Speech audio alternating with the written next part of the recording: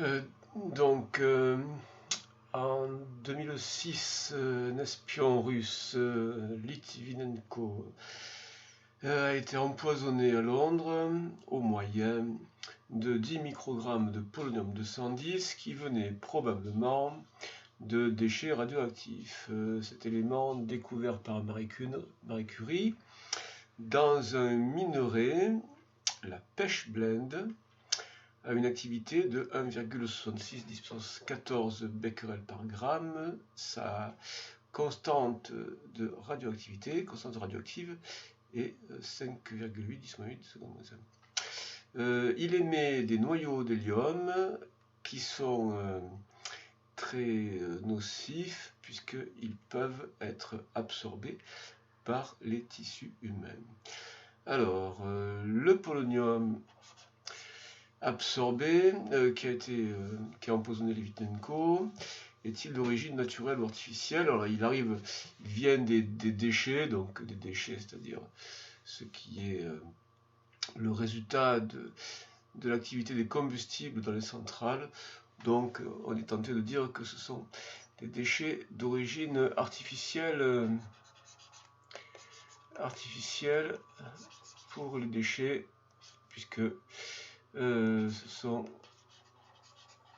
le reste des combustions dans les centrales. Et puis celui qui a été découvert par Marie Curie, et bien évidemment, puisque c'était dans un minerai, alors c'était d'origine tout à fait naturelle. Donc naturel.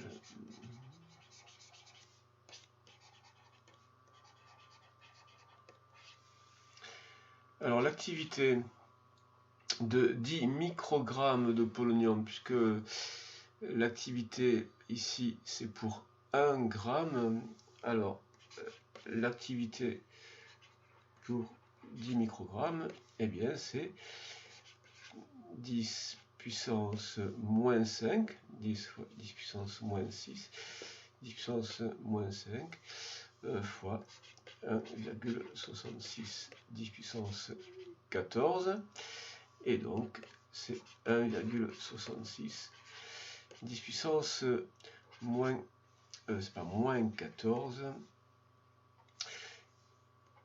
donc 10 puissance 9 becquerel désintegration par seconde.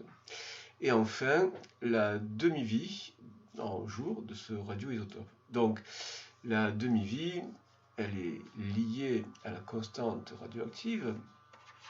Donc, la relation entre la constante radioactive et la demi-vie, c'est T d'un demi multiplié par lambda égale log de 2, et donc T de 1 demi égale ln de 2 sur lambda.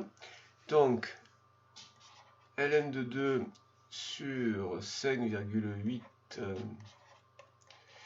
10 puissance moins 8, et ça donne, donc comme ça c'est en seconde moins 1, on aura le temps de demi-vie en seconde, et c'est 1,2 à deux chiffres, etc.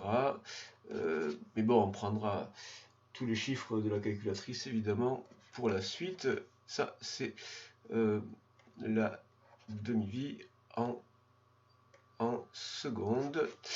Et donc en heure, on divise tous les chiffres restés en mémoire dans la calculatrice par 3600, et donc en heure on a 3,3 10 puissance 3 heures, et on divise par 24 pour avoir la durée en jours, et on a, eh bien, à deux chiffres significatifs, 1,4 10 puissance 2 jours, 140 jours.